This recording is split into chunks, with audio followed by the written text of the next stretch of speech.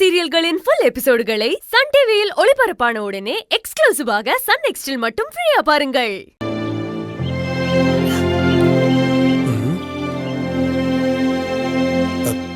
மீனா குட்டி, ஏன் மீனாட்சியோட முகம் இவ்ளோ டல்லா இருக்கு? ஒன்னும் இல்ல ராம். இங்க பாரு மீனா, வீட்டுல இருக்கிற எல்லா பிரச்சனையும் நீ ஒருத்தையும் உன் தலையில தூக்கி வச்சுக்காத. அப்படி வச்சுக்கிட்டா வாரம் தாங்கமா உன் முகம் வாடத்தான் செய்யும். என்ன நடந்தாலும் பாத்துக்கலான்னு கூலா இரு. ராம், கூலா இருந்துட்டு போறதுக்கு நம்ம ஒண்ணும் இந்த வீட்டு கெஸ்ட் இல்ல ராம். இது நம்மளோட வீடு. இங்க நடக்கிற எல்லா பிரச்சனையுமே நாம தான் கவனிக்கணும். பெரிய மனுஷன் மாதிரி பேச ஆரம்பிச்சிட்ட. நான் பெரிய மனுஷன் மாதிரி பேசுறது இருக்கட்டும், நீ எப்போ பெரிய மனுஷனா நடந்துக்க போற? என்ன பார்த்தா என்ன சின்ன பையன் மாதிரி தெரியுது? நானும் பெரிய பையன் தான். பெரிய பையன் மாதிரி தெரியறத வச்செல்லாம் உன்னை பெரிய மனுஷன்னு சொல்லிட முடியாது. அது நம்ம செய்யற விஷயங்கள்ல தான் இருக்கு. அப்படி என்ன செஞ்சா நான் பெரிய மனுஷன் ஒத்துப்பா? நாளைக்கு நம்ம வீட்ல தாலி பிரிச்சு கோக்குற ஃபங்க்ஷன் நடக்க போகுது இல்ல?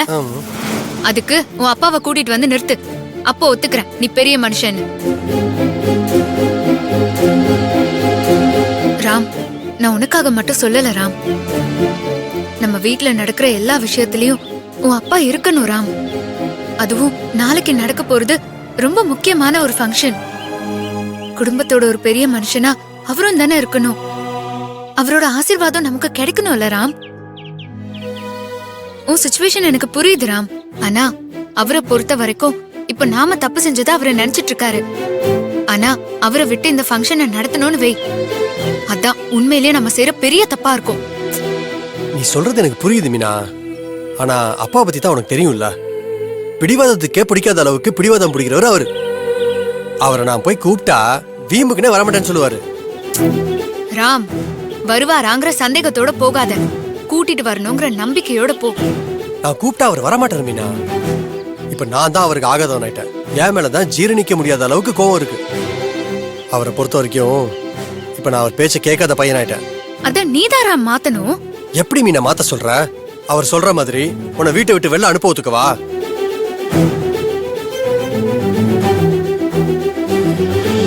மகனும் மருமகளும் ஒரு விஷயத்தை லேட்டா சொல்ல வந்தா அதுக்கு மருமகளை காரணம் காட்டி வீட்டை விட்டு வெளியில அனுப்புவாரா அவரு? அதுதான் ஒரு குடும்ப பெரிய மனுஷன் பண்ற அழகா? ராம், அவர் ஏதோ கோவத்துல சொல்லிட்டு இருக்காரு ராம். நீ சும்மா சும்மா அதே சொல்லி காட்டிட்டு இருக்காத.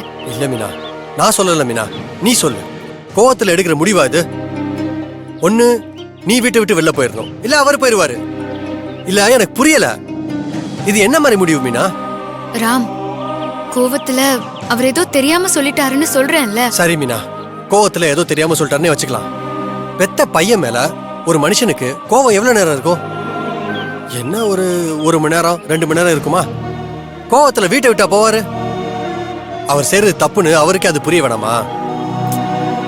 மீனா, இதெல்லாம் என்ன நியாயப்படுத்துறதுக்கா நான் சொல்ல மீனா. அவருக்கு ஏன் புரிய மாட்டேங்குன்னு தான் கேக்குறேன். உனக்கு தான் ராம் புரியல. அவர் கோவப்பட்டதே நீ போலீஸ் ஸ்டேஷன்ல இருந்த விஷயத்த அவர்கிட்ட நம்ம சொல்லலங்கிறதுனால தான். நீ அதை மறந்துடாத. பையன் மேல வைக்கிற பாசத்துக்கு முன்னாடி இந்த நியாயம், தர்மம், கோவம் இது எதுவுமே ஈடாகாது. பாசம் என்னைக்குமே தனியாதது ராம். சில பேர் அத பாசமா காட்டுவாங்க, அதுவும் அப்பா கோவமா காட்டுறாரு. அவரு உன் மேல கோவப்படல, உன் மேல வச்ச பாசத்தை எப்படி காட்டுறதுன்னு தெரியாம அவர் அப்படி நடந்துகிட்டாரு, அவ்வளவுதான். அதையே நீ தப்பா நினைக்கிற? நீ பேசுறத பார்த்தா நீயே மாமாவை வீட்டுக்கு வர வேணான்னு சொல்லிருவ போல.